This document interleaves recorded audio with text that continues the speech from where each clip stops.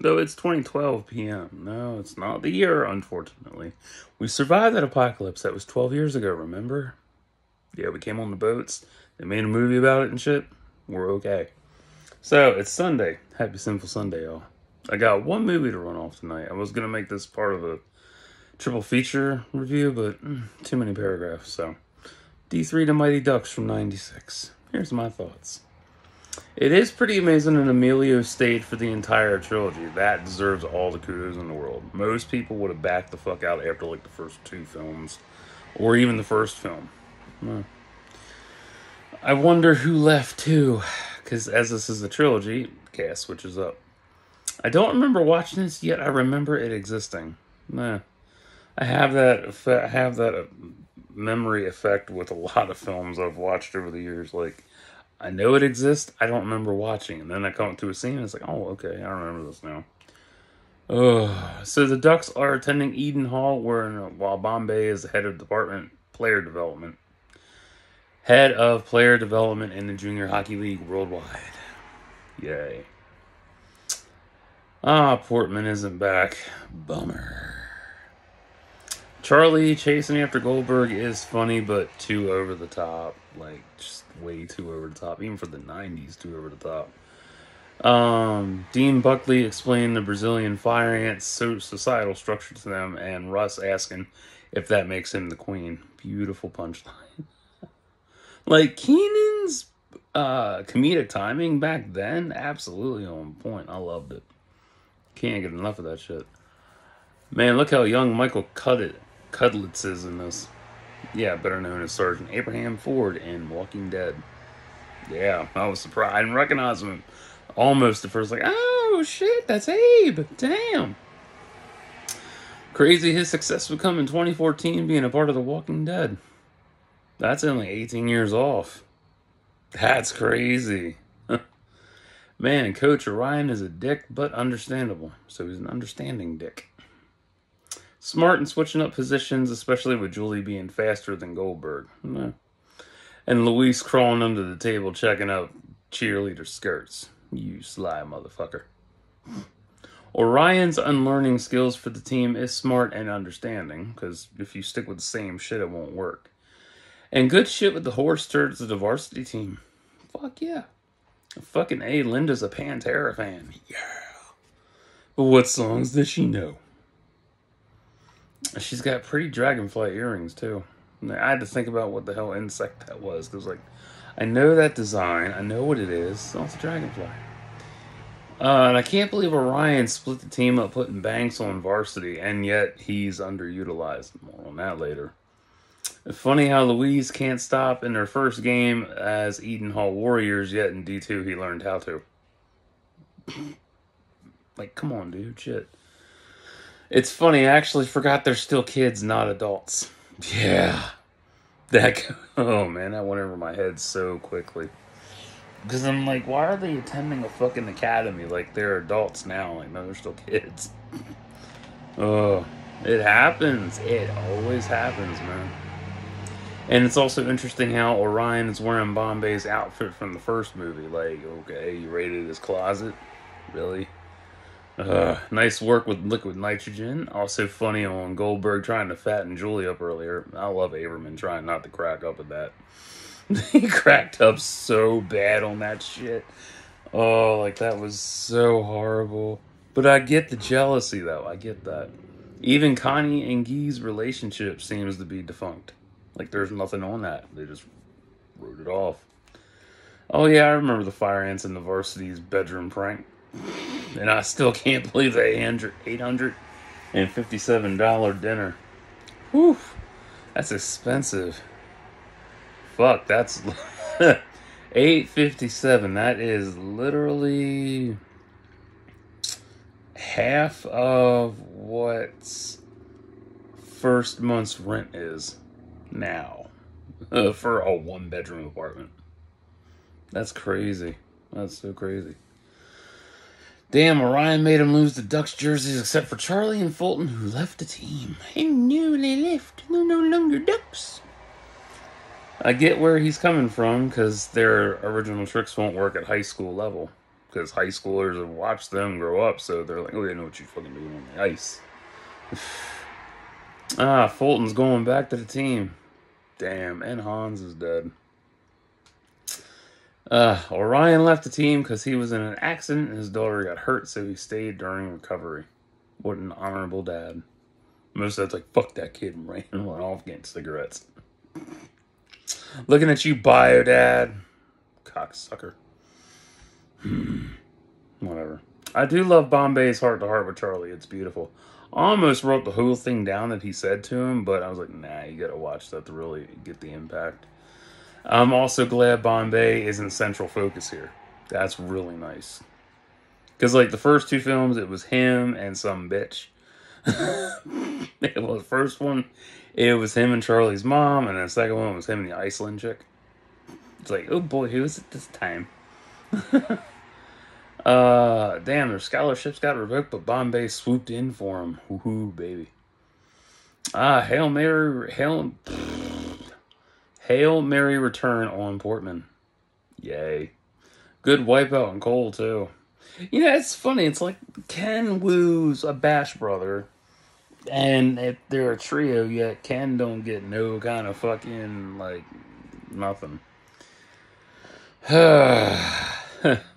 Luis got Riley's girlfriend, Charlie got Linda, and good final one for the Ducks, too.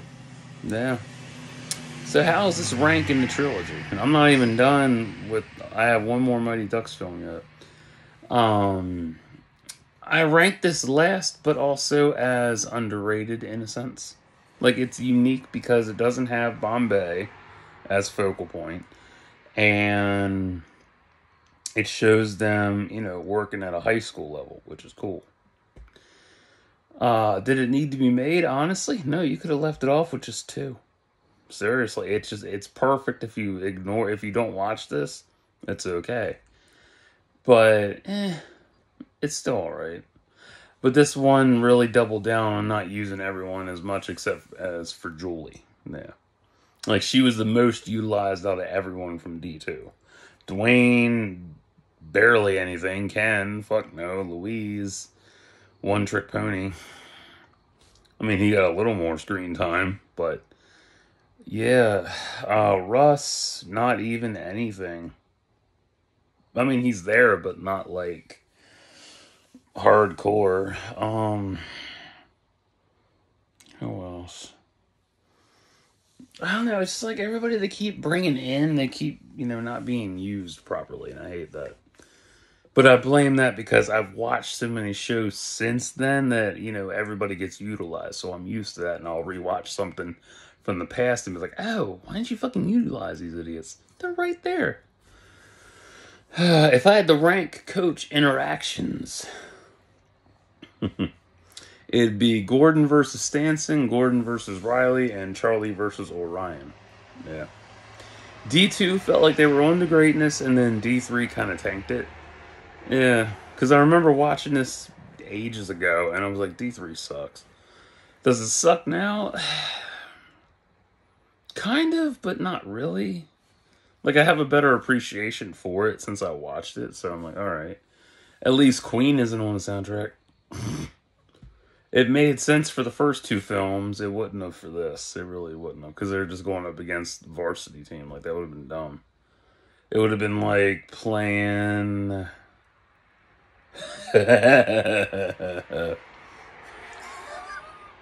Madonna's like a virgin in Showgirls. It wouldn't have fit. And they didn't even say how Hans died. That really baffled. Like, how the fuck did he die? Like, Hans is dead. How? Julie, a.k.a. Colm Jacobson Durstein, is still hot to this day. An underrated 90s crush. Yeah, definitely an underrated 90s crush. Next to Kelly Kapowski, Topanga. Even though I never got into Topanga. I never really got into Boy Meets World that much. Faith from Buffy. I didn't even give a fuck about Buffy. Nah, I'm not into Buffy. Nah, who else? Carmen Electra.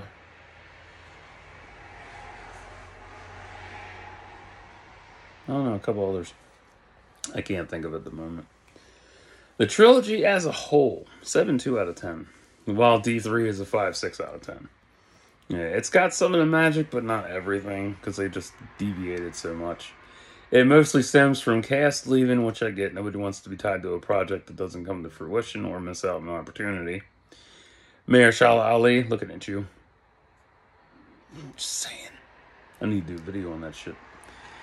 Out of the three, 1 and 2 are the best in a tie, but if I had to pick, D2 for more development in some areas, but the first will always be supreme. Ranking the coaches based on presentation: Bombay, Stanson, Charlie, Riley, and Orion. Best coach: Bombay, followed by Stanson. Fave players: Julie Fulton, Russ, Jesse, Goldberg. Everybody else is so underrated. And I'm just very surprised Bombay didn't adopt Charlie or stay with his mom. I mean, that would have been a better ending for the trilogy. I mean, think about that. You know, they win their first championship, then they gotta defend it, win it again, and then the third one, they go up against who the fuck ever, and, you know, they win, and then, you know, Bombay comes up, adopted you, Charlie? I want you to be my son. How cool would that have been? I would have been in tears. Like, he adopted him. He's gonna be a Bombay. Oh, well. One of the best things about this trilogy is how each ended with a different player securing the win. That's important. Charlie was first, Julie was second, Goldberg was third. Ain't that neat? I didn't even know that. And here's the funny thing with Goldberg winning. I didn't even realize that was the end of the film. Nope. Hell no. I was like, oh, he got the win? Really? Goldberg? Like, okay. One of the better things about this trilogy is the diversity, despite them not being fully utilized. It's still good. There's a lot of diversity in this team. I love it. And also the ballerina chick. I don't remember her name from D2. She wasn't in D3. She left. So many people coming and going. It's ridiculous. Oh yeah, Pete. He wasn't in this either. Adventures of Pete and Pete. Nah, crazy shit. Yeah, fucking wild. Now it's all that's left for me to watch is the Mighty Ducks animated film, and that's it. And I like the white uniforms over the original green, but I'll take either one. So that is D3 The Mighty Ducks, and I am 75% done with that whole saga. Ain't that cool? It was a good rewatch for the whole trilogy. I really enjoyed revisiting all three films. Like, I was very amazed, very impressed, and it was a lot of goddamn fun. Shit. But damn. And I know they remade it with Game Changers. I'm not watching that shit. I don't feel like it. I mean, I should to see if they fixed anything, but I'm just like, no, I'm good. Yeah, because sometimes lightning in a bottle moments are only meant to be lightning in a bottle, not do it over and over and over. Just saying. So, if you like this movie, that's cool. If not, I totally understand. I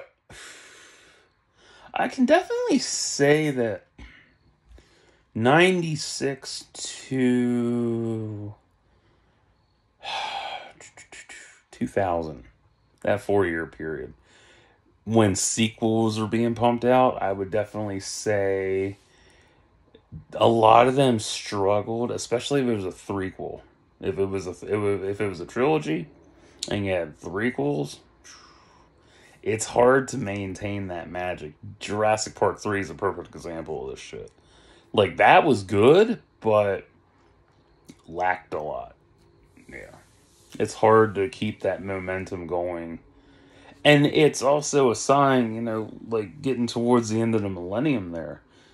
You can really see a shift. It's really hard to keep that momentum going, you know? Like, you strike gold with the debut film, that's cool. Then you gotta do a follow-up sequel, obviously. And I'm like, why? This is really good. Let's do a third film. It's like, what the fuck happened? Jan became Hans. That's what happened. I find what's really sad is even Connie got shortchanged. Like, damn. It's so sad. Like, all them players were unique and they had the talent. They all got along great. It looked like a great cast. I don't know what it was like behind the scenes, obviously, but I would imagine they all got along great because, you know, they're still kids, they're still growing up, and they got so many great, you know, role models around them and shit. And Emilio looked like he was having a great fucking ball. Seriously.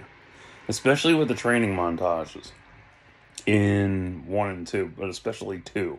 It looked like he was having a good fucking time. So, yeah. It's good shit. So, will I own these? Doubtful. I don't know. I don't know if I own them or not. I own the Mighty Ducks animated film. But, yeah. So, that's how I feel about D3. So, I'll be back sometime this week with some shit. So, yeah. And as far as uploading food to coloring pages, well, that's not going to happen. Sorry. Community standards. Even I fucking hate them. Stupid shit. So, whatever. Fuck it. Who cares? Not me. I'm used to this shit. Woo-hoo. Till next time, like and subscribe for thoughts and prayers.